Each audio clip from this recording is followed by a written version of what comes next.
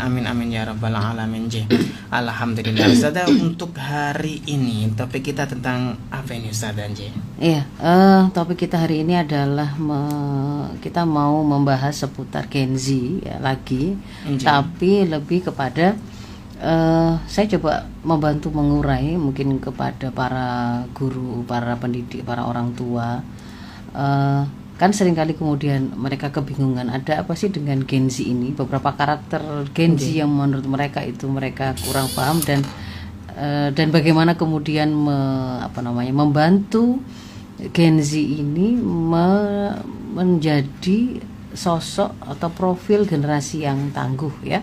Nah, yang ingin kemudian kita bahas itu lebih ke arah saya nanti akan coba menunjukkan apa kekhasan dari karakter Gen Z yang membuat mereka akhirnya memang secara alami ada beberapa life skill yang terpangkas dari diri mereka, dan itu kemudian harus kita kembalikan, dan kita mengembalikan itu harus dengan effort karena hilangnya itu secara alami, tetapi mengembalikan skill tersebut itu membutuhkan sebuah usaha tersendiri yang disengaja, begitu Mas Ishak ya. Nah, mungkin hari ini mungkin bisa kita kasih judul mengembalikan life skill yang terpangkas dari Gen Z gitu ya mungkin ya. Mengembalikan life skill yang terpangkas dari Gen Z ya. Artinya ini Gen Z ini orang ataupun anak yang lahirnya di atas 96 ya Ustaz. Jadi yang dimaksud dengan Gen Z itu adalah, apakah masuk suaranya? Gen Z itu adalah generasi yang lahir dari 97 sampai 2012-an itu Mas Ishak. Itu adalah Gen Z. Mungkin kita mau mengenal ya macam-macam generasi yang mungkin hari ini sering kita dengar, tapi kemudian ternyata kita masih bingung gitu ya.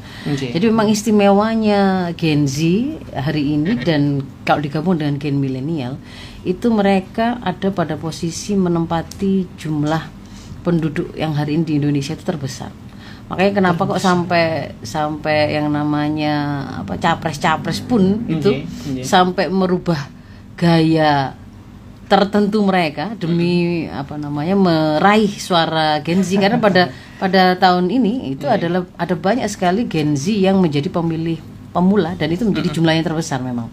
Nah, kalau kita membacanya bukan urusannya dengan sekedar pemilihan umum ya, tetapi kita membacanya bahwa Gen Z ini dan Gen milenial ini, kalau Gen milenial itu dari 96 sampai 81. Nah, atasnya memang kakaknya Gen Z. Itu kalau digabung hari ini memang jumlahnya lebih dari 50% Mas Ishak gitu ya. Lebih dari 50%, malah lebih dari 60% itu jumlah mereka itu besar sekali. Dan mereka ini adalah generasi yang kita panen, yang disebut sebagai masa kita mengalami bonus demografi.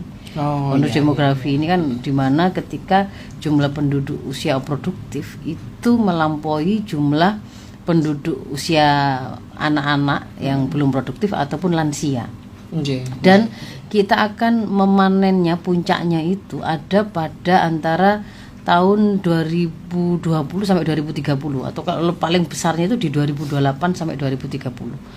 Nah, dan ini sangat mudah terkonfirmasi dengan selain data-data statistik yang memang kita dapatkan, misalkan dari kalkulasi BPS tahun 2020 itu memang besar, tetapi pada saat ini ketika misalkan kita jalan-jalan gitu ya Mas Ishak ya, kemana-mana kita akan menemukan mudah sekali kita bertemu dengan generasi muda kita ya, anak-anak muda. Iya, mau level sekolah mau di sekolahan ya, mau public TK, gitu ya. TK, SD, SMP, SMA, kuliah gitu ya. Ataupun kemudian kita lihat di warung-warung yang nongkrong ya para pemuda gitu ya. Yang ada di jalan-jalan juga banyak itu pemuda. Beda dengan situasi ketika misalkan kita melihat apa yang terjadi di Eropa, di Jepang. Kemana-mana mata memandang itu yang banyak lansia, itu kelahiran lansia begitu. Kalau kita lihat ini memang para pemuda. Bayangkan kalau kemudian para pemuda ini, generasi muda ini terus mereka ini tidak menjadi generasi yang terbina dengan baik, ya, tidak menjadi generasi yang tangguh, tapi menjadi generasi yang strawberry atau lemah, atau mudah sekali mengalami mental illness, atau kemudian gagap menjalani hidup, mudah menyerah, bahkan kemudian ternyata banyak yang terlibat pada kemaksiatan atau masalah. Itu artinya kan kita akan memanen situasi situasi rusak itu pada kondisi yang bersiap-siap besar kalau memang kemudian itu mereka tidak terbina dengan baik. Jadi artinya kalau misalnya tawurannya jumlahnya akan besar. Kalau mereka kemudian berzina, angkanya itu juga akan besar kan gitu. Jadi bayangkan kalau kemudian generasi ini tidak terbina dengan baik, tapi justru malah menjadi para pelaku kerusakan, kemaksiatan, dan menjatuhkan tidak hanya diri mereka dalam bahaya, tapi juga masyarakat secara umum. Maka keperluan kita sebenarnya memberi perhatian secara khusus pada Gen Z ini itu sebenarnya adalah karena kita sedang menyiapkan generasi masa depan. Mereka yang akan menjadi yang memegang estafet kepemimpinan setelah kita, gitu kan ya.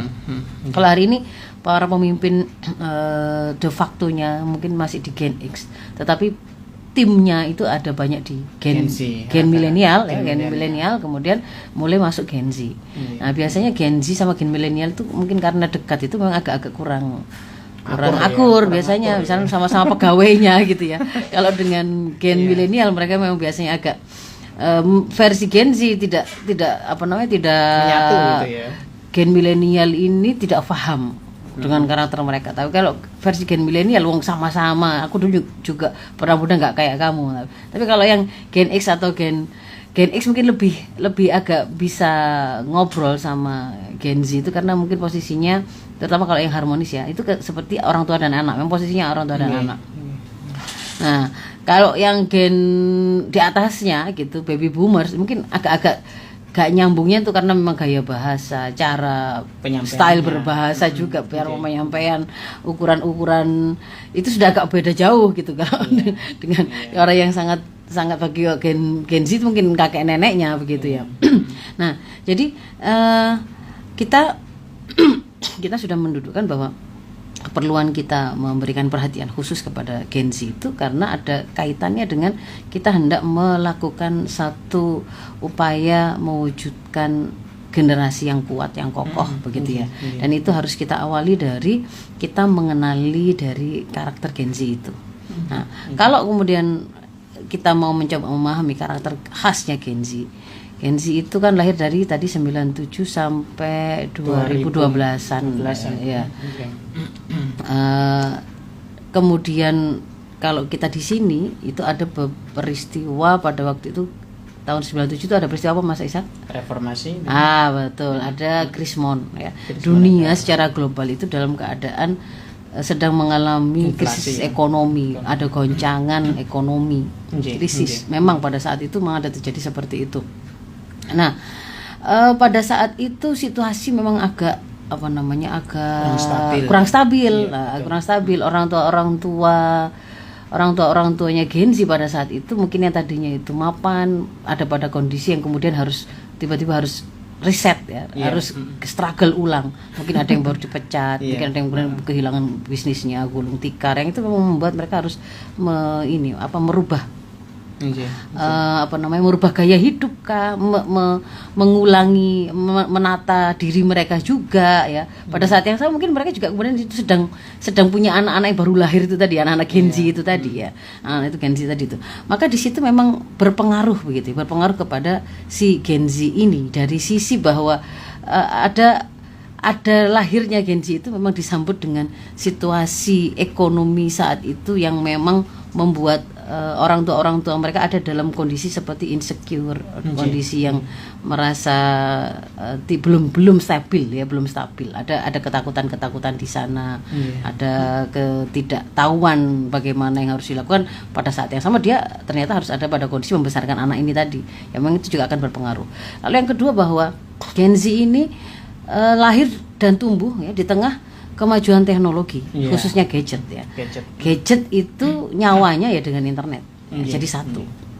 Maka memang sejak dia lahir muncul itu memang sudah kenal dengan sebuah sebuah identitas yang belum ada sebelumnya, yaitu ada dunia nyata, ada dunia maya gitu ya. Kalau zaman sebelumnya orang kenalan itu namamu siapa, rumahmu, alamatmu di mana, kemudian nomor telepon gitu ya. Karena dalam rangka untuk mengenalnya itu memang identitasnya itu ya rumah-rumah yang nyata itu gitu ya. Tetapi ketika kemudian Gen Z ini sudah lahir dalam kondisi di mana mereka disebut sebagai natif digital ya, penduduk asli dunia digital yang menggunakan gadget dan internet. Yang di situ itu akun alamat mereka, identitas mereka, profil mereka diwakili oleh akun-akun sosmed. Nah, maka biasanya anak-anak Gen Z ini sejak lahir sudah sudah punya akun. Karena itu bagian dari identitas mereka. Nanti kemudian kan bahkan akunnya itu, akun sosmednya itu bahkan kemudian nanti diisi sejak dia baru lahir. Siapa yang ngisi nanti orang tuanya gitu ya. Sudah di live waktu dia lahir itu. Operasinya atau kemudian foto pertama dia dan seterusnya. Ini kalau kita hari ini melihat contohnya mungkin kalau Gen Z mau lihat gen-gen alpha ya, kayak contohnya anak-anaknya selebritis itu kan mereka sudah sejak lahir sudah punya akun. Kan begitu kan ya. Sudah punya akun baik akun sosmednya itu baik di seluruh platform itu mereka punya dan itu sudah ada isinya. Jadi mereka memang kemudian sudah itu akan membentuk karakter tersendiri. Jadi mereka terkoneksi dengan akun sosmed, terkoneksi dengan dunia maya, yang kemudian dunia maya itu atau akun sosmed itu menjadi etalase dari profil mereka. Kalau mereka mau ingin menampilkan saya itu orang seperti apa, di situ yang kemudian akan dia bangun citranya. Apakah di situ dia sering kemudian kelihatan ada di warung kopi ataukah di resto-resto yang instagramable, makanan-makanannya itu yang kayak gimana gitu ya, pakaian atau baju yang dia pakai seperti apa, dia kemudian biasa healing ke tempat mana saja, itu tampilan yang ada di postingan-postingan sosmednya itu menjadi etalase dari profil yang hendak dia tampilkan. Maka di situ memang mereka juga sudah dekat ya, terbentuk dengan sebuah lingkungan yang membentuk mereka untuk narsis, narsis, mengumbar privasi. Bahkan itu bagian menjadi konten ya kan. Mewakili itu ya. Iya, jadi kamar tidur atau bahkan makanan gitu ya. Tidak hanya sekedar makanan, pakaian, tapi hal-hal yang sifatnya itu privacy pun bahkan dia kemudian dia bisa tampilkan di situ. Jadi kan mengumbar privacy itu menjadi sesuatu yang biasa mereka temui itu. Seolah-olah memang akhirnya tidak ada yang namanya privacy. Seluruh kamera itu on 24 jam sejak dia bangun tidur sampai dia tidur lagi ya. Misalnya contoh-contohnya yang dia kan melihat anak-anak artis saja kayak gitu. Sementara dengan itu mereka dapat cuan. Mereka akhirnya kan juga seperti diajari untuk seperti itu, ya kan? Ya. Kemudian bahwa karena mereka terkoneksi dengan gadget, teknologi, internet, ada banyak sekali kemudian kemudahan-kemudahan yang mereka dapatkan, yang membuat mereka itu bisa mendapatkan sesuatu itu dengan instan. Kalau misalkan dulu pengen makan itu berarti harus keluar jalan dulu, beli seblak, beli bakso, beli mie. Ada langkah yang dia lakukan, ada perbincangan yang harus dia buka, gitu ya, ketemu dengan orang. Nah, ini kemudian hari ini nggak harus, dia tetap bisa di atas kasurnya. Dia tetap bisa di atas kasurnya dengan hanya menggunakan HP yang dia punya. Dia bisa itu pesan apapun ya. Apapun sampai hadir ke rumahnya, ke kamarnya bahkan kemudian nanti ya. Dan itu memang akhirnya membentuk satu mental tersendiri, mental instan. Mager ya kan? Mager, malas gerak. Kenapa harus panas-panas naik motor atau jalan jauh, padahal kita bisa tinggal manggil aja GoFood kah atau Shopee Food kah atau apapun, itu kan banyak sekali ya. Jadi di situ mereka akhirnya terbentuk secara alami menjadi generasi yang instan, biasa tanpa effort, biasa cepat dapat sesuatu, nggak perlu susah sangat gitu ya. Akhirnya kurang fight, agak males, mager gitu kan ya. Dan magernya itu juga akan membuat satu pengaruh kepada fisiknya. Kalau mereka akhirnya lebih jarang jalan, lebih lemas akhirnya kan memang fisik itu tidak terlatih gitu ya. Otot-ototnya juga tidak terlalu kuat, paru-paru jantungnya juga kemudian tidak terbantu, tidak terlatih, terbiasa. Dia juga jarang dapat matahari, itu ada pengaruhnya begitu kan. Nggak perlu keringat ya. Kemudian bahwa dikatakan bahwa teknologi ini ya, teknologi savvy, mahir teknologi ini bagi mereka ini tuh sama alaminya kayak mereka itu bernafas ya. Jadi mereka nafas itu alami gitu ya. mereka menguasai teknologi dan kemudian hidup bersama teknologi itu sama seperti itu. Ya, sama seperti itu. Sehingga memang situasinya itu membuat mereka sangat bergantung dengan teknologi. Menyatu ini. Nah, sangat bergantung dengan teknologi. Nggak terbayang bagi mereka kemudian harus kalau mau berangkat sekolah itu harus jalan kaki dulu, harus naik bemo dulu, ngetem dulu. Lama kenapa harus begitu? Padahal kan sekarang kan yang mereka tahu adalah sudah banyak Gojek kan, gitu kan. Ada banyak ojek online yang mudah gitu loh. Yang mudah kemudian mereka akses dari mana-mana saja. Yang namanya kesasar, kemudian nanya sana nanya sini ke bapak ini gitu ya. itu nggak terbayang bagi mereka karena biasanya tinggal mereka tanya Google saja gitu kan ya, Google Map. Kalaupun mereka kemudian misalkan mengalami kesulitan mengerjakan soal atau kemudian mendapatkan itu ya tugas PR dari sekolah atau dari kampusnya, kalau dulu kemudian mereka harus effort untuk nanya ke guru, misalkan nanya ke orang yang dianggap mengerti, mengambil les dan seterusnya. Ini yang kemudian secara alami terbentuk mindsetnya dan shortcutnya yang terbiasa ada dalam mindset mereka adalah ya tinggal Google, tinggal tanya teknologi. Teknologi yang kita punya, kita mau bisa pakai ChatGPT, mau pakai AI, mau apapun itu gampang lah gitu ya. Jadi di situ memang mereka benar-benar terkoneksinya mereka dengan teknologi itu memang sangat alami, layaknya mereka bernafas, sehingga sangat bergantung kepada teknologi tersebut. Tetapi justru ketika kemudian mereka bergantung pada teknologi tersebut, disitulah akan menjadi titik awal banyak sekali life skill mereka yang terpangkas, gitu. Banyak life skill mereka yang terpangkas. Dan tadi saya katakan bahwa Gen Z tadi dilahirkan, dibesarkan di tengah kondisi dunia yang serba tidak menentu. Ada resesi ekonomi, ada transformasi digital, mulainya tidak ada internet menjadi internet mahal menjadi murah, mulainya HP mahal kemudian menjadi murah dan seterusnya. Itu memang sesuatu yang sangat cepat begitu. Orang tua ini sendiri agak kesusahan untuk kemudian mengikuti ya. Terutama yang kalau misalkan orang tuanya memang orang tua Gen X atau Gen Baby Boomer. Ada invasi di beberapa negara, ada bencana alam, ada beberapa wabah penyakit yang itu satu sisi membuat karakter orang tua mereka itu, kalau mereka itu orang tua yang gaptek, ya orang tuanya gaptek, terus dia merasa pokoknya kayaknya dia agak kesulitan lah kalau kemudian harus menguasai teknologi. Jangankan bicara HP, bicara aplikasi-aplikasi di dalam HP. Dulu itu laptop saja, itu kemudian melihat laptop seperti itu sesuatu yang gitu ya.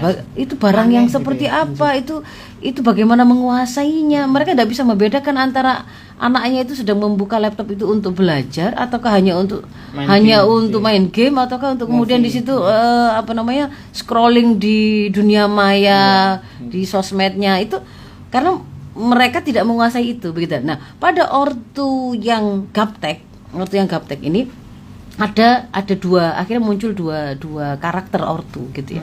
Yang pertama, mereka gaptek tapi karena semangat penjagaan bahwa kan anak saya ini nggak boleh sampai kemudian dirusak oleh tontonan-tontonan tontonan yang ada di teknologi itu, maka kemudian semangat penjagaan ini membuat mereka menjadi orang tua yang melakukan pengasuhan yang sifatnya overprotective. Nah, itu nanti akan berpengaruh kepada anak-anak ini, akhirnya menjadi anak-anak yang dibesarkan oleh orang tua yang ini tadi, menghasilkan generasi yang strawberry. Karena seluruh hal urusan dia sudah disusunkan oleh orang tuanya. Kan gitu kan ya, semua perkara-perkaranya dia itu sudah ditatakan oleh orang tua, sampai anak itu enggak diajari untuk kreatif atau punya kemampuan dan kepercayaan diri untuk memutuskan sesuatu. Karena orang tuanya ini yang overprotective gitu ya. Kamu pokoknya habis TK di sini, SD di sini, habis itu mondok ke sini, pulang itu strict sekali karena mereka saking ketakutannya. Tapi yang sebaliknya sama-sama gapteknya ortu itu, tapi yang ini adalah karena ketidakpahaman dan kemudian justru melakukan pembiaran, itu yang kemudian terjadi menghasilkan anak-anak yang generasi rusak. Mereka nggak mengenali gadget itu seperti apa, internet itu seperti apa, ada apa di dalam sana, dia nggak belajar dan dia juga nggak terlalu peduli. Yang penting ternyata ketika anak saya kasih HP itu, dia diam, kok dia membuat saya tidak perlu direpotkan dengan dengan dia itu ngeriwui saya dengan banyak bertanya, minta ngajarin ini itu, atau kemudian ingin ngajak bermain. Nah, itu akhirnya malah orang tua yang tidak paham ini memang cenderung melakukan pembiaran, dan disitulah kemudian nanti pada saatnya anak itu kemudian tumbuh berkembang dengan pembiaran dan dalam atmosfer gadget dan internet dan dunia digital yang sangat liar itu, akhirnya mereka dibesarkan, diasuh oleh dunia digital yang di situ bertarung apa saja kan Mas Ishak ya. Dan di situlah kemudian akhirnya kita akan memanen generasi-generasi yang kecanduan pornografi, porno aksi, tontonan porno gitu ya. Mereka kecanduan dengan game, mereka kemudian kenal dengan judi online, kenal dengan pinjaman online ya. Termasuk juga dengan aplikasi-aplikasi terkoneksi dengan chat dengan siapapun ya. Sampai akhirnya mereka bisa ketemu dengan orang jahat, meskipun juga ada potensi ketemu dengan orang baik ya. Ada anak-anak yang kemudian baru kenalan 1 minggu yang lalu dengan siapa, lalu kemudian akhirnya karena dia juga tidak dalam keadaan disiapkan oleh orang tuanya bagaimana seharusnya dia itu bergaul, bersikap, memilih teman dan seterusnya, akhirnya kemudian mereka bertemu, mereka berzina, ada yang menjadi korban pembunuhan, itu seperti itu. Ada yang kemudian minggat, merasa pede, ada orang yang lebih memperhatikan dia daripada orang tuanya di rumah. Nah, ini sesuatu yang sebenarnya bukan tiba-tiba terjadi, dan itu bukan semata-mata salahnya Gen Z gitu loh ya. Saya ingin menunjukkan bahwa para orang tua itu, mungkin kita agak-agak flashback baca itu. Saya dulu memang pada waktu awal-awal ada perubahan transformasi digital ini memang agak gaptek gitu ya, nggak ngerti. Saya kira kalau anak itu anak bayi kok langsung bisa terkoneksi dengan HP, dia langsung bisa buka itu pinter. Itu sebenarnya biasa bagi mereka, karena itu sesuatu yang tadi saya katakan, itu kemampuan alami mereka gitu loh. Karena memang sudah sejak lahir memang begitu. Nah, justru yang tidak mereka miliki itu ya, yang kemudian harus kita kembalikan dengan sengaja dan butuh usaha, itu adalah bagaimana mereka memiliki kemampuan mengendalikan gadgetnya. Kapan dia kemudian boleh membuka, kapan dia harus berhenti, apa yang harus dia buka, itu malah dia tidak punya kemampuan itu. Kalau masalah otak-atik gadgetnya sebentar untuk kemudian menemukan apa saja gitu ya, mencoba apa saja, itu malah sesuatu yang alami saja, mereka bisa mampu itu, nggak pakai diajarin gitu. Tapi kalau kemampuan untuk mengendalikan diri supaya sampai tidak jadi kecanduan dengan bangun tidur langsung lihat HP, terus dibawa ke kamar mandi, BAK, BAB, ke dapur, semuanya matanya sampai begitu, itu kemudian dia tetap, nah itu justru sesuatu yang kemudian harus kita kembalikan ya, skill itu tadi. Nah, itu yang lain. Kemudian karakter yang lainnya itu ini. Dengan mereka itu menjadi natif digital, dia terbiasa dengan global connection ya. Tersambung secara global. Jadi bicaranya itu nggak lagi dia kenal dengan tetangga sekampungnya. Sudah berubah ya. Sudah berbeda. Bicara itu dia bahkan mungkin mengenali kabar tetangganya dengan mengenal kabar artis yang ada di ujung Afrika atau di belahan Eropa atau Amerika. Itu mungkin bahkan dia lebih updatean kabarnya yang jauh-jauh itu tadi, karena tetangganya tadi nggak mengupload hari-harinya sih ke internet, padahal mereka biasa bangun tidur langsung akses internet. Nah, jadi global connection minim batasan, disebutnya boundaryless generation, generasi dengan minim batasan. Mereka jadi biasa melihat aurat orang. Ada orang yang memang biasa akun sosmed itu digunakan untuk tutorial. Tutorial ngapain? Ada yang tutorial masak, ada tutorial mandi, tutorial make up, apa saja kan itu. Apapun ada di situ. Bahkan orang-orang misalnya LGBT, kemudian juga di situ melakukan live, menyampaikan demo, tutorial, melakukan ini itu dan seterusnya. Yang itu sifatnya sebenarnya private ya. Jadi mereka memang nggak mengenal, sampai kayak nggak mengenal bahwa sebenarnya hidup itu ada batasan-batasannya. Ada yang perlu dia nggak perlu dikepoin. Nah, justru seolah-olah semakin dia mengenali dan mengetahui segala hal, banyak informasi, seolah-olah dia yang paling keren. Diajak ngomong apapun nyambung. Itulah kemudian membuat profil tersendiri, FOMO istilahnya. Fear of missing out. Jadi kalau khawatir kalau sampai kemudian nggak ngerti yang viral-viral. Hari ini yang viral lagi kalimat apa yang lagi viral? Bencana, misalnya begitu ya, atau bercanda atau yang begitu-begitu yang itu kalau kemudian diikuti terus gitu ya, itu kan sangat dinamis dan gonta-ganti. Yang orang yang kemudian memunculkan tren itu kayak macam-macam. Tiap hari ya mungkin ada lagi dan orang kalau kemudian disuruh ngikutin terus, karena kalau nggak gitu nanti dia khawatir kayak out of date, kayak ketinggalan zaman. Nah, karakter FOMO tadi, maka berarti dia kan pasti akan semakin mantengin gitu. Termasuk juga ternyata yang keren itu dikatakan kalau outfitnya itu pakai merek ini, harganya sekian. Akhirnya kan dia juga mempengaruhi mindset dia ketika memandang dan menilai sesuatu. Ketika kemudian dia lihat orang di depan dia gitu, kan langsung terlihat itu postingan tentang berapa sih outfitmu, coba ceritakan harga outfitmu dari atas sampai bawah. Maka dia ketika lihat orang juga begitu, atas sampai bawah dia nilai, kan begitu. Dia diajari bahwa kalau kemudian outfitmu sekeren itu, kalau bawaan HP-mu itu ini, maka kemudian kamu seperti punya klaster sendiri. Maka itu juga menjadi membentuk mereka memiliki mindset sebagaimana yang sedang mendominasi apa hari ini kan, tata nilai yang sekuler, menjauhkan agama dari kehidupan, yang kapitalistik, matre, liberalistik, yang membentuk gaya hidup hedonis, gak kenal akhirat, gak kenal halal haram. Nah, itu yang kemudian memang akhirnya mereka satu sisi banjir informasi, minim batasan, gak ngerti nilai-nilai apapun itu ada ditawarkan, orang ceramah ya ada, orang promosi promosi diri, jualan diri ya ada, orang jualan barang juga ada, provokasi juga ada, tutorial cara carok yang menang itu gimana itu, dan seterusnya itu sampai kemudian ada di situ. Jadi akhirnya ini satu sisi memang membentuk ada karakter lain yang akhirnya membentuk secara alami. Saya bilang alami. Akhirnya itu adalah global mindset, seolah-olah mereka ini setiap kali disampaikan atau diajari sesuatu gitu ya, pakai sudut pandang tertentu, itu kemudian dia kira itu kan lokal saja itu hanya ada pada aturan di sini saja, atau itu hanya isi pikiranmu saja yang masih lokal, sempit gitu ya. Kalau kemudian kita global mindset, biasa kok orang itu buka aurat itu global itu gitu. Dia mengira itu global mindset. Jangan Pak, ketika diajarkan Rasul Islam mengajarkan wala taqrabuz zina, jangan mendekati zina. Loh, wah itu berarti itu ketinggalan zaman, karena yang global itu justru yang bagus, justru zina di mana-mana gitu ya. Zina di hutan, zina di mana-mana gitu. Dia mengira dia tanpa sengaja atau kemudian secara alami terbentuk global mindset yang membuat mereka akhirnya toleran, tetapi pada saat yang sama itu membuat mereka juga sulit mendefinisikan diri. Jadi saya ini sebenarnya kalau kemudian saya itu menjadi generasi yang keren itu kayak gimana? Itu ada banyak sekali ukuran-ukuran yang harus dia ikuti.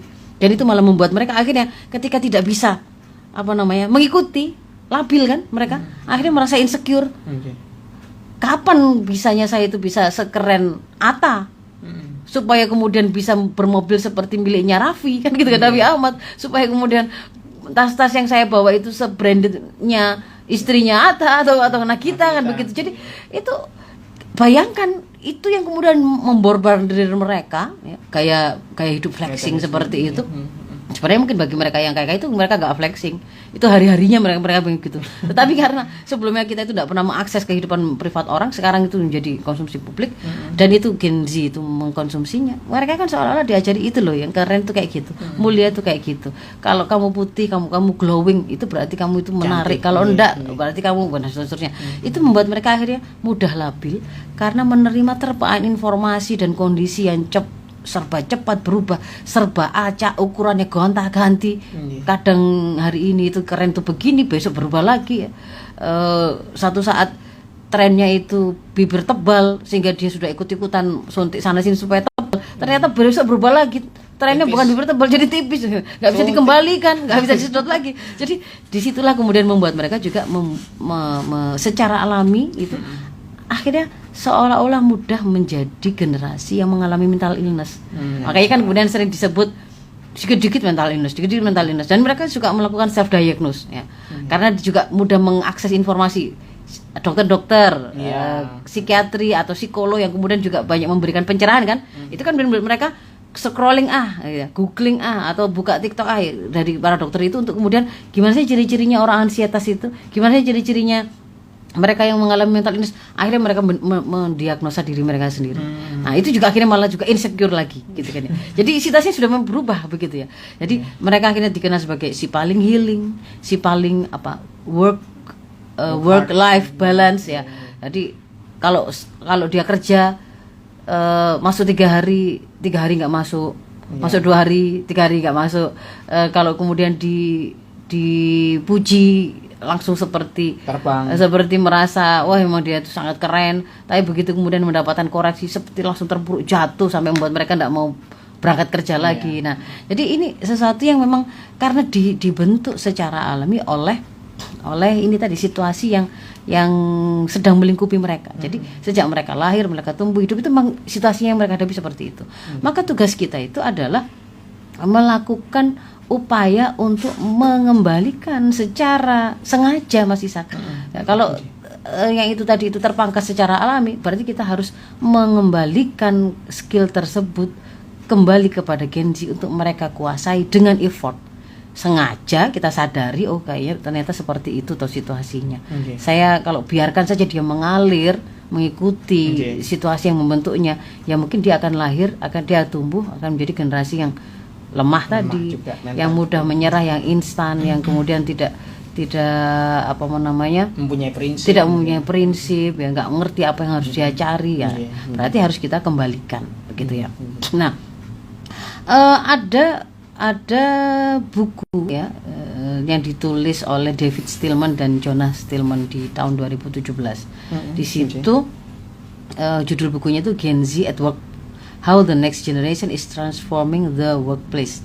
Di sini dia menerangkan atau mengidentifikasi 7 karakter utama Gen Z. Ya, yang pertama adalah digital, yang kedua adalah fear of missing out, yang tadi saya katakan FOMO tadi, ya, takut ketinggalan hal-hal yang viral, membuat mereka akhirnya ikut-ikutan saja kan. Oh, ini orang lagi hunting tiketnya Blackpink, ikut. Hunting tiketnya Coldplay, ikut. Pokoknya semuanya lagi viral diikuti gitu ya. Kemudian hiperkustomisasi itu kan membuat mereka akhirnya terlalu banyak melakukan penyesuaian gitu ya. Terpacu, ya, realistis, ekonomis, dan do it yourself, DIY. Nah, kalau kemudian yang dimaksud dengan digital tadi saya sudah sempat terangkan, digital itu dari kata fisik plus digital gitu. Jadi karakter digital dari Gen Z itu dia kan penduduk asli digital tadi, penduduk pribumi digital, sehingga sangat melekat pada dia itu memadukan sisi fisik dan digital dalam cara mereka berinteraksi, hidup dan belajar. Itu jadi fisik dan digital. Jadi kalau misalkan kemudian misalkan dia di tempat kerja gitu ya, dapat tugas gitu ya, itu memang yang terbayang itu langsung bagaimana dia menyelesaikan tugasnya itu ya langsung dengan memadukan antara yang bisa dia lakukan secara fisik dengan asistensi dari teknologi dan dunia digital yang kemudian di situ begitu ya. Jadi itu memang menjadi sesuatu yang mereka lakukan tuh ketika mereka belajar, ketika mereka hidup, ketika mereka berinteraksi kayak tadi itu ya, mau pesan sesuatu, mengirimkan sesuatu.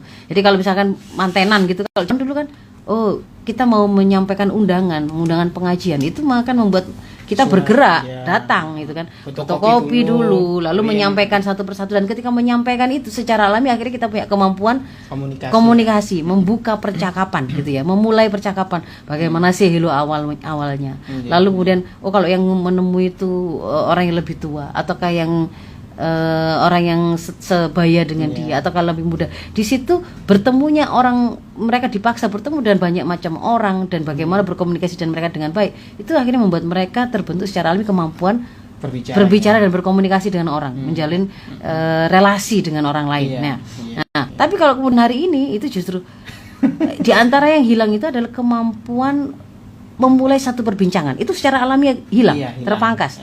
Jadi ketika sama-sama Gen Z itu ketemu gitu ya, kalau dia masih belum merasa kenal betul, maka akan bingung untuk meskipun duduknya itu jajaran gitu ya, maka mereka kan begitu datang di tempatnya itu akan langsung mengeluarkan gadgetnya, masing-masing kemudian masing-masing akan membuka gadgetnya dan tidak berbicara dengan pinggir-pinggirnya, bahkan kalau perlu maskernya tetap ditutup dulu, masih gak dibuka gitu loh, masih gak dibuka. Jadi itu di antara akhirnya membuat cara mereka berinteraksi seperti itu dan seterusnya. Terus yang karakter FOMO yang tadi itu yang dia rasa ingin tahunya tentang berbagai hal itu tinggi, akhirnya memacu mengetahui berbagai macam sumber dari informasi yang tersebar dan seterusnya. Tapi akhirnya membuat mereka jatuh kepada karakter yang tidak memiliki sikap. Itu yang mudah sekali diombang-ambingkan. Itu akhirnya membuat mereka juga membuat mereka juga selalu mencoba mengikuti apa kata orang, apa kata mayoritas atau apa kata circle-nya. Nah, kalau dia ketemu circle yang baik, maka akan dia dibawa secara alami ke kebaikan. Tapi kalau yang rusak, makin jauh makin rusak. Hiperkustomisasi itu dia terbiasa menentukan kebutuhan apa yang mereka butuhkan dan mereka perlu dapatkan. Karena kan biasa, kalau dulu mungkin kita nggak ngerti ya, kalau mau nyari waktu kita masih, kalau misalnya saya masih kecil, nyari sepatu mungkin nggak taunya itu ya datang ke toko, lalu kemudian di situ memilih di situ.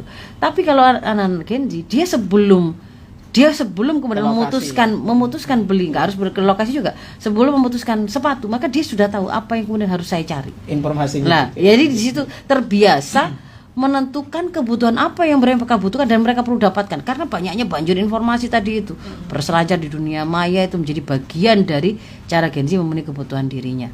Terpacu, kalau karakter terpacu itu sangat kompetitif dengan keragaman potensi yang dimilikinya. Ini nanti satu sisi terpacu ini juga akan bisa menjadi karakter yang kita bisa mainkan. Oh, ternyata mereka ini senang kayak dibikin challenge ya. Makanya kan kalau kemudian Anda Mas Ishak lihat di sosmed itu ada misalkan sekarang challenge untuk dari yang konyol sampai kemudian agak edukatif ya. Kalau konyol itu misalkan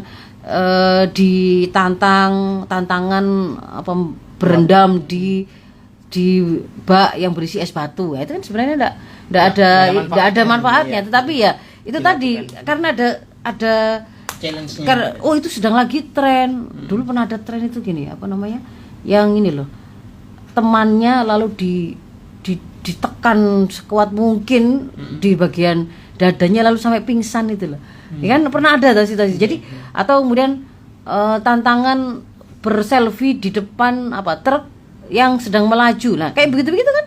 Nah, itu kenapa kemudian dilakukan oleh anak-anak itu gitu ya, naik motor di syuting dengan ngebut diangkat. Nah, lalu kemudian itu disiarkan secara live. Untuk apa? Ya itu karena bagian dari itu sesuatu yang menurut mereka itu bergengsi, menantang. Sementara mereka punya karakter itu terpacu, sangat kompetitif. Tapi masalahnya kemudian yang menangkap bahwa karakter ini harus kemudian diarahkan kepada sesuatu yang baik, itu ternyata orang-orang yang nggak ngerti apa yang sebenarnya harus dicari, apa yang baik apa buruk itu nggak ngerti gitu, sehingga akhirnya itu tadi mereka akhirnya jatuh pada kesia-siaan, mati gara-gara kelindes truk, kan gara-gara tantangan itu tadi.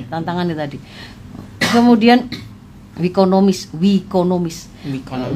ini Gen Z itu lebih menyenangi kegiatan sifatnya berkelompok dan selalu terhubung dengan sejawatnya. Memang mereka seperti itu. Maka kalau kemudian kita menginginkan, misalkan kita mau memenangkan dakwah ke Gen Z, memang dia suka dengan kegiatan yang sifatnya itu bareng-bareng, berkelompok dengan circle-nya.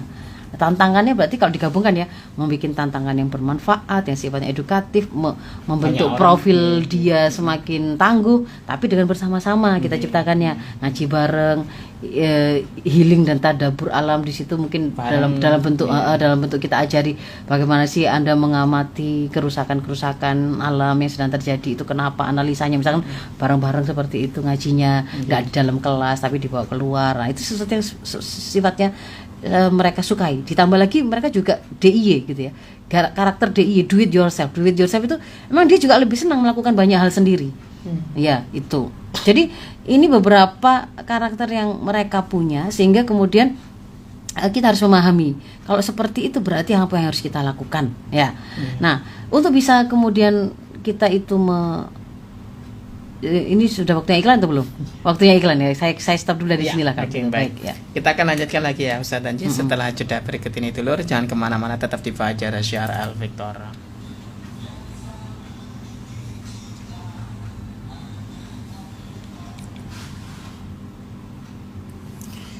Baik dulur Al Victor, kita lanjutkan kembali dulur ngaji kita bersama Ustadzah Dr. Haja Faiza Roshidah, Master Kedokteran Tropis. Baik, Ustadzah kita lanjutkan kembali Ustadzah. Iya, tapi harus cepat ya, dan sebentar saja ini ya, supaya bisa berdialog ya. Baik, jadi kalau kemudian kita mau kemudian mengajarkan kepada anak-anak kita Gen Z dan berusaha untuk mengembalikan skill-skill yang seharusnya kemudian mereka kuasai dan mereka miliki kepada mereka. Dan bahkan kemudian kalau kita itu adalah para pengemban dakwah, itu adalah kita juga menginginkan memenangkan dakwah di kalangan Gen Z, maka itu membutuhkan modal, paling enggak kalau menurut saya itu 3 modal ya Mas Ishak ya. 3 modal yang kemudian harus dikuasai oleh para guru, para dai, para orang tua ini.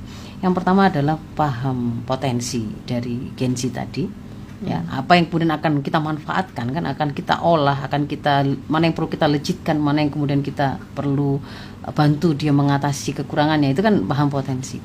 Lalu yang kedua paham potensi, paham atmosfer apa yang sedang menaungi mereka, ya, situasi apa yang sedang menjadi tempat hidupnya Gen Z ini, anak-anak kita ini, bahwa hari ini tuh yang sedang memimpin dan mendesain kehidupan secara global, bahkan kemudian masuk ke dalam gadget-gadget mereka, ya. Konten-konten apa yang mendominasi, perbincangannya seperti apa yang mendominasi ketika mereka membuka YouTube, ketika mereka melihat televisi, ketika mereka itu kemudian melihat tontonan-tontonan apapun yang ada di sekitar mereka. Itu sebenarnya ini ada sebuah bentuk interaksi di tengah masyarakat atau desain yang itu terpola oleh sebuah ideologi yang sedang established, yang sedang diterapkan, yaitu justru memang ideologi sekulerisme, ya. Sekulerisme itu artinya orang itu boleh beragama, tetapi ketika bicara tentang menjalani hidup nggak usah bawa agama gitu. Kalau bergaul, kalau bicara tentang pakai baju, kalau bicara tentang bagaimana kemudian dia kerja, memilih jodoh dan seterusnya, itu nggak usah bawa agama. Itu namanya sekuler, ya. Sekuler itu agama hanya ada di masjid-masjid, di tempat-tempat ibadah, tapi jangan bawa itu untuk mengatur bagaimana mereka jadi pemimpin, bagaimana mereka itu menentukan pilihan ketika mau memilih pemimpin, ketika mereka itu bergaul dan seterusnya. Itu namanya sekuler. Selain sekulerisme, bahwa hari ini itu adalah yang sedang mendominasi dunia itu adalah kepemimpinan ideologi kapitalisme, liberalisme, kapitalisme yang menjadikan modal atau materi itu sebagai sesuatu yang menjadi ukuran dan penentu, sampai bukan halal haram, sampai kemudian orang bahkan dinilai mulai tidak mulia itu karena capaian-capaian sifatnya materi. Ya kan? Materi, sifatnya materi, semakin kaya, semakin dihormati, semakin Anda cantik. Bahkan komentar-komentar yang muncul kan, lu tampan, lu aman, gitu kan? Ya kan? Lu glowing, maka lu bisa dapat gaji lebih tinggi. Ya, begitu karena punya duit, punya kuasa. Lu punya duit, lu punya kuasa. Jadi yang kayak begitu itu kan sebenarnya itu komentar-komentar itu bukan komentar yang lahir dari ruang hampa gitu Mas Ishak. Itu memang justru orang seperti dididik tapi nggak kerasa dia dididik oleh sistem yang ada untuk memang memiliki pola pikir materi gitu ya. Nah, sampai kemudian lupa halal haram, ya. Dan itu ada atmosfer yang sudah mendominasi. Sampai juga kemudian mempengaruhi gaya hidup mereka, menjalani hidup itu yang hedonis. Hidup ya hanya untuk senang-senang. Mati ya mungkin akan mati tapi kayaknya masih jauh. Karena bagi mereka yang tidak yakin ada akhirat, itu memang seolah-olah capaian tertinggi ada di dunia ini saja.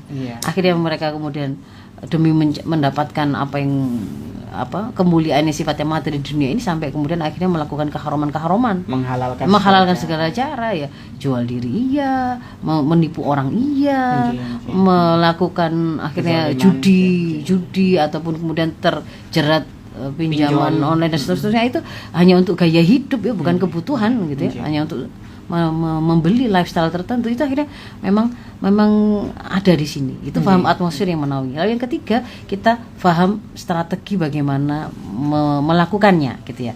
Nah, paham potensi, saya akan batasi sedikit saja. Kita paham bahwa satu potensi yang kita miliki itu, pertama, kita paham anak kita itu kan manusia. Manusia itu ya sama dengan kita. Kita itu oleh Allah diciptakan itu memiliki akal untuk bisa memahami benar dan salah. Kita juga diberi oleh Allah itu rasa, naluri, ya. Sehingga kemudian memang di situ ada naluri untuk menyembah sesuatu, mengagungkan sesuatu, ya ketemu dengan agama. Ya, sebenarnya fitrahnya itu. Tapi dia juga punya naluri untuk melangsungkan keturunan atau jenisnya manusia, ya, sehingga ada rasa suka pada lawan jenis, dia ingin disayangi, ingin menyayangi, itu juga ada naluri begitu. Ada naluri untuk ghoriza bako, ya, mempertahankan eksistensi diri, ya, pengen dipuji, pengen wow oleh orang, sehingga dia juga pengen punya harta, pengen punya kedudukan, pengen punya kuasa, pengen punya follower, punya ketenaran. Nah, itu potensi gitu ya. Kita melihat memang dia punya potensi begitu. Dan tapi ada akal tadi. Ada akal yang bisa memahami, alat untuk memahami mana yang benar, mana yang salah, dan Allah sudah turunkan kita itu dengan tuntunan yang sifatnya itu sudah mencakup segala hal, ya. Tibyanan likulli syai' di An-Nahl itu Allah itu telah menurunkan Alkitab itu menjadi tibyanan likulli syai' sebagai penjelasan segala sesuatu. Jadi kalau kemudian kita itu saya mau ngajarin anak-anak Gen Z ini gimana caranya? Lah, modal itu sudah dikuasai belum? Anda sudah mengenali nggak anak-anakmu itu gimana sih? Seperti apa? Potensi yang bisa kita legitkan, bisa kita manfaatkan, dia tumbuh kembangnya seperti apa? Kalau belum berarti dikenali. Kita punya potensi apa untuk meluruskan mereka? Oh, kita punya tuntunan yang sudah diberikan oleh Allah. Sudah kita kuasai belum? Kalau belum dikuasai berarti kita harus ngaji, kan gitu kan ya? Harus belajar. Kita harus belajar. Mau ngajarin mereka tapi kita nggak menguasai tentu nggak bisa, kan begitu kan ya? Dan kemudian yang berikutnya adalah kita juga memahami bahwasanya hari ini kita bersaing dengan atmosfer yang sedang menaungi ini. Atmosfer yang sedang menaungi ini memang berusaha untuk satu sisi menghasilkan profil-profil yang itu jauh dari profil keberadaan Islam yang seharusnya kita realisir, ya. Yang kalau kemudian kita membuka tuntunan Islam, ya, bahwa profil yang harus kita wujudkan pada anak-anak kita itu, kita pahami bahwa mereka itu harus menjadi generasi-generasi yang satu. Dia itu Abdullah, ya kan? Wa ma khalaqtul jinna wal insa illa liya'budun. Jadi mereka harus mengenal Tuhannya. Mereka harus menjadi hamba-hamba yang menjalani hidup sesuai dengan tuntunan Allah. Karena itu hidup mereka itu adalah untuk beribadah kepada Allah. Mereka harus terkoneksi dengan Allah. Mereka harus terkoneksi dengan bagaimana cara menjalani hidup sesuai dengan tuntunan dari Tuhannya. Lalu mereka harus bisa menjadi khalifatullah fil ard, ya, mengelola bumi dengan sebaik-baik pengaturan, yaitu sesuai dengan tuntunannya. Dia bisa kemudian menjadi orang yang berprofesi apa saja.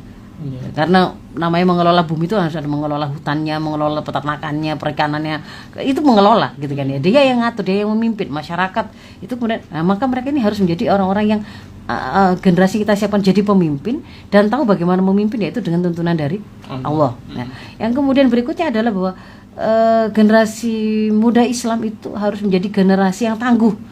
Kita haram bagi para orang tua itu meninggalkan generasi yang lemah. Maka mereka harus menjadi generasi yang tangguh, diajarkan untuk menjadi kuat. Biasa kita itu harus terbiasa dengan hal-hal yang besar yang kita sampaikan, cita-cita yang besar, perkara-perkara besar. Kalau generasi muda kita itu hanya disibukkan dengan perkara-perkara yang remeh, yang kecil, maka berarti itu indikator mereka bukan orang besar. Kalau masih sibuk dengan apa merek sepatumu, game apa yang sudah kamu menangkan, gitu ya. Besok itu saya mau nembak cewek pakai strategi apa lagi, itu hal-hal yang remeh. Selama Anda masih urusan itu sibuk dengan urusan dunia, personal dan materi saja, maka itu berarti Anda sedang membangun sesuatu yang sangat remeh. Cita-cita terbesar Anda di situ, berarti Anda bukan orang besar. Nah, kalau kemudian kita mau membangun generasi muda yang kuat, itu harus kita koneksikan dia dengan sesuatu yang besar. Sesuatu yang besar itu adalah sesuatu yang akan mengantarkan mereka kepada sesuatu yang hakikinya benar-benar nikmat besar, yaitu surga Allah, ridha Allah, dan mereka terhindar dari seburuk-buruknya akibat atau tempat kembali, yaitu neraka dan murkanya Allah. Jadi kalau kemudian semua aktivitasnya itu selalu terkoneksi dengan ini, semakin mendekatkan dia kepada ridha Allah, semakin mendekatkan mereka pada surga Allah, maka itu adalah sesuatu yang layak dia jalankan, besar, gitu ya. Semakin menjauhkan dia dari jatuh kepada neraka Allah, maka itu sesuatu yang besar. Ketika kemudian mereka itu mengaji, mereka belajar, mereka kemudian menempa kemampuan dia, kemampuan berkomunikasi dia dengan orang lain karena dia tidak menjadi pemimpin, itu sesuatu yang besar. Tetapi kalau kemudian hanya untuk supaya saya itu bisa dapat cewek di sana sini, nah itu berarti sesuatu yang kecil sejak dari mindsetnya, gitu ya. Lalu yang berikutnya kita diminta untuk juga menciptakan anak-anak kita itu, generasi muslim itu menjadi khairu umma ukhrijat linnas, ya kan? Umat terbaik yang dilahirkan untuk seluruh umat manusia. Karena apa? Karena mereka melakukan karena mereka beriman dan kemudian mereka melakukan amar ma'ruf nahi mungkar. Mau posisinya itu mereka punya titel apa saja, jadi apapun, tapi yang dikatakan oleh Al-Quran akan membuat mereka menjadi umat terbaik untuk seluruh umat manusia kalau mereka itu tetap berdiri membela kebenaran, menyatakan kalau salah ya salah gitu ya, kemungkaran ya kemungkaran, dan mereka melakukan dakwah tadi begitu. Nah, itu profil yang berarti itu harus kita wujudkan. Sehingga kalau kemudian mau pakai ukuran indikator-indikator itu harus terbentuk itu pada waktu anak itu maksimalnya itu adalah mukallaf.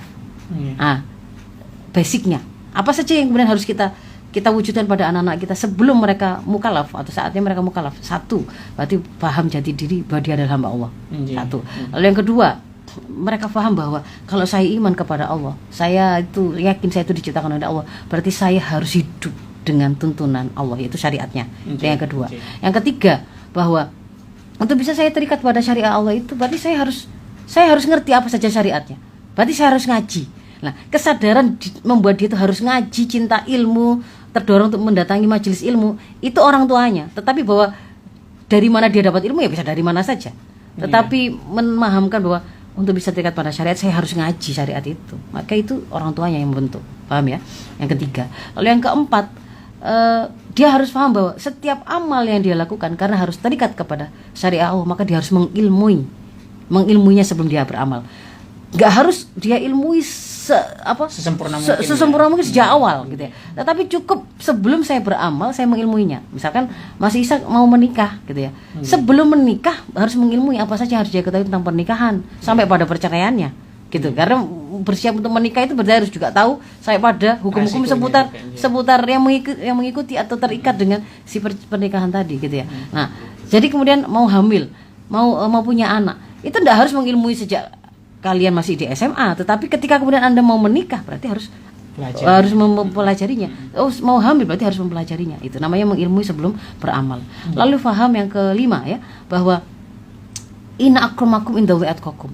Kemuliaan itu ya, melekat kepada siapa? Yang paling takwa. Itu supaya membuat mereka itu juga akhirnya tidak menjadi orang yang gampang sekali diarahkan sana sini oleh ini. Habis waktunya ya.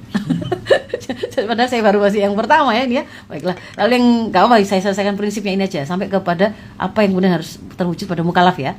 Yang keenam, dia harus paham bahwa hierarki ketaatan yang harus dia penuhi itu adalah pertama itu taat pada Allah dan Rasulnya, lalu kemudian baru kepada orang tua dan kepada orang-orang lain. Jadi ketaatan kepada siapapun makhluk itu harus dalam kerangka taat kepada Allah dan Rasulnya. La ta'atan li makhluk fi ma'siyatil khaliq.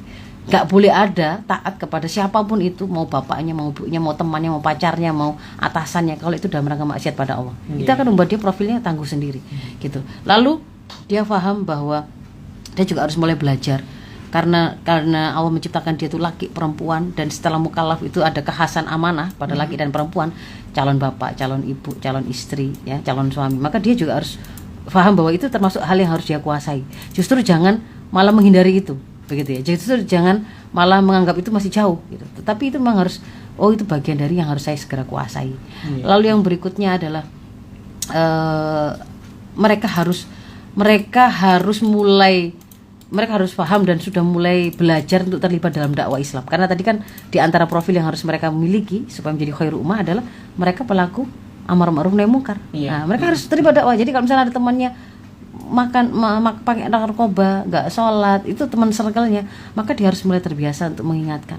Kalau dia tidak sanggup mengingatkan, sementara itu pengaruh yang rusak, maka dia harus menarik diri dari lingkungan yang rusak. Nah, kayak begitu-begitu itu harus dia pahami pada waktu dia mukallaf. Lalu dia juga harus paham dan menguasai bagaimana proses membangun profil kepemimpinan pada diri mereka. Maka dia nggak boleh menyimpan dirinya hanya di kamar, harus keluar. Untuk jadi pemimpin dia harus dikenal, dia harus berinteraksi dengan orang, dia harus memiliki kemampuan bercakap-cakap dengan orang. Nah, berarti itu harus dia lakukan begitu ya. Dan tentu saja ada hukum-hukum yang melekat pada proses waktu mukallaf itu kan ada tanda-tanda akil balik gitu.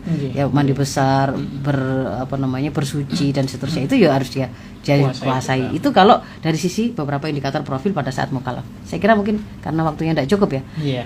Itu ya. Jadi kita paham modal yang harus kemudian berarti harus kita siapkan itu seperti apa. Sudah ada semuanya dalam Islam, tinggal kita mengilmuinya lalu kita menyampaikan. Coba nanti waktu menyampaikan kepada anak-anak kita Gen Z, itu kita harus mempertimbangkan beberapa hal yang tadi saya terangkan tadi.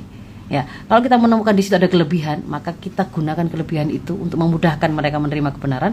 Kalau di situ ada hal yang kemampuan-kemampuan yang terpangkas, maka harus kita kembalikan. Begitu. Saya kira mungkin itu. Saya mohon maaf nggak bisa tanya jawab ya.